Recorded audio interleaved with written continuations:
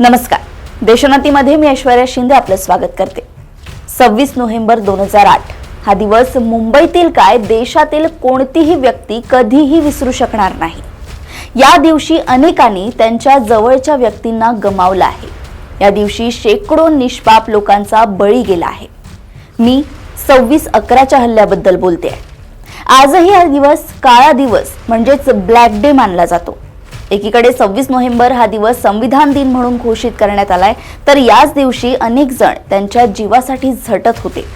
26 नोव्हेंबरला मुंबईत दहशतवादी हल्ला झाला होता, ज्यामध्ये शेकडो निष्पाप लोकांनी त्यांचा जीव गमावला होता. आज या हल्ल्याला 16 वर्षे पूर्ण झाली. इतक्या वर्षांनंतर देखील या दिवसाची आठवण अंगावर शहारे आणि डोळ्यात पाणी आणते. आजही हा दिवस आठवून देशवासीय थरथर कापतात.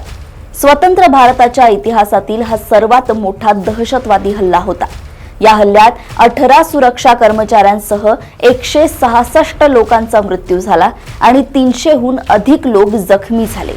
देशातील सर्वात सुरक्षित ठिकाणांपैकी एक असलेल्या मुंबईतील ताज हॉटेलवर दहशतवाद्यांनी हल्ला केला होता. मच्छीमार असल्याचे भासवून दहशतवादी सागरी मार्गाने मुंबईत पोहोचले होते. सर्व 10 दहशतवादी पाकिस्तानातील कराची येथून बोटीने मुंबईला रवाना झाले होते. ते समुद्रमार्गेच मुंबईत दाखल झाले. भारतीय नौदलाला चकमा देण्यासाठी त्यांनी वाटेत एका भारतीय बोटीचं अपहरण केलं आणि जहाजावरील सर्व लोकांना ठार केले. या बोटीचा वापर करून दहशतवादी रात्री 8च्या सुमारास कुलाब्याजवळील मासळी मार्केटमध्ये उतरले.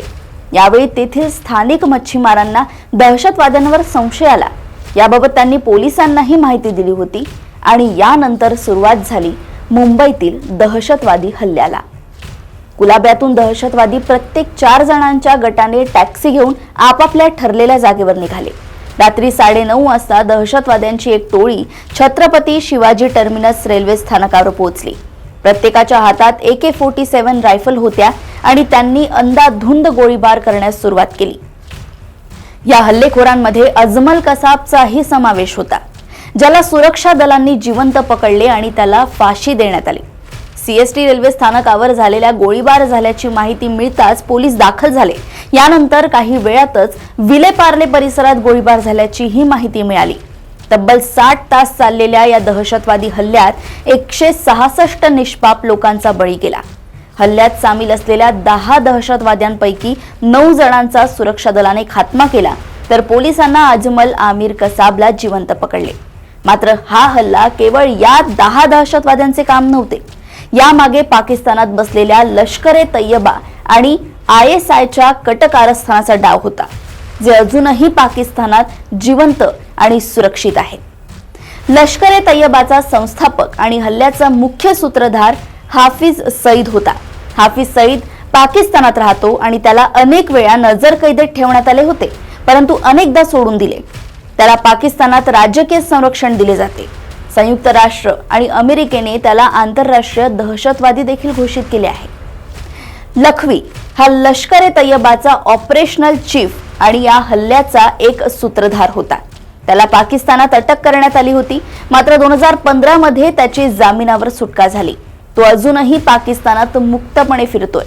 हल्ल्यांसाठी त्याने दहशतवाद्यांना प्रशिक्षण दिले होते आणि त्याने संपूर्ण दहशतवादी कारवायांवर देखरेख ठेवली होती. हेडली हा अमेरिकेत राहणारा पाकिस्तानी वंशाचा व्यक्ती आहे, ज्याने या हल्ल्यासाठी गुप्तचर माहिती गोळा केली आणि मुंबईतील ठिकाणांचा शोध घेतला. तो अमेरिकेच्या तुरुंगवासात बंद आहे, ज्याला 35 वर्षांची शिक्षा झाली आहे. मात्र भारताने त्याच्या प्रत्यार्पणाची मागणी केली आहे. या हल्ल्यासाठी त्याने लष्कर-ए-तय्यबा आणि ISI मध्ये समन्वय साधला होता. माजिद मीर हा लष्कर-ए-तय्यबाचा टॉप कमांडर होता, जो हल्ल्यादरम्यान दहशतवाद्यांना सूचना देत होता. तो पाकिस्तानात लपून बसल्याचे सांगितले जाते. त्याच्यावर कारवाई करण्याची मागणी भारताने अनेकदा केली आहे. मीरचे नाव अमेरिका आणि भारताच्या मोस्ट वॉन्टेड यादीत आहे. मुंबई हल्ल्याच्या वेळी जिंदाल पाकिस्तानच्या कंट्रोल रूम मधून दहशतवाद्यांना सूचना देत होता. अबू जिंदालला 2012 मध्ये सौदी अरेबियातून भारतात आणण्यात आले होते. तेव्हापासून तो भारतीय तुरुंगात आहे. त्यांनी दहशतवाद्यांना हिंदी शिकवले, जेणेकरून ते भारतीय नागरिकांमध्ये मिसळू शकतील. त्या रात्री दहशतवाद्यांनी मुंबईतील अनेक प्रसिद्ध ठिकाणांवर हल्ले केले. मुंबईतील जागतिक दर्जाच्या हॉटेलपैकी एक ताज हॉटेल, ओबेरॉय ट्रायडेंट हॉटेल आणि नरीमन हाऊस यांना लक्ष्य करण्यात आले. मुंबईची शान म्हटल्या जाणाऱ्या ताज हॉटेलला दहशतवाद्यांनी पूर्णपणे उद्ध्वस्त केले. सुरक्षा दल आणि दहशतवाद्यांमध्ये 3 दिवस चकमक सुरू होती. हे ऑपरेशन 3 दिवस चालले. यावेळी NSG कमांडोंची मदत घेण्यात आली.